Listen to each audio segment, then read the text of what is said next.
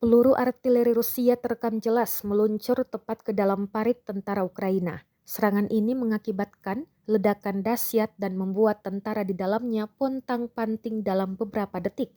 Rekamannya beredar di Telegram pada Jumat 26 Mei 2023. Dalam keterangan unggahan disebutkan sebuah peluru artileri terbang langsung ke parit tentara angkatan bersenjata Ukraina.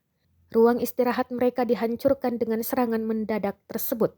Beberapa tentara Ukraina juga terekam mengalami luka serius di bagian kaki. Rekamannya pun menuai berbagai komentar dari warganet. Perang yang terjadi di antara pasukan militer Rusia dengan Ukraina hingga hari ini, Sabtu 27 Mei 2023, terhitung telah berlangsung 458 hari. Konflik di antara negara bertetangga itu sampai saat ini terus berlanjut dan belum terlihat akan segera berakhir.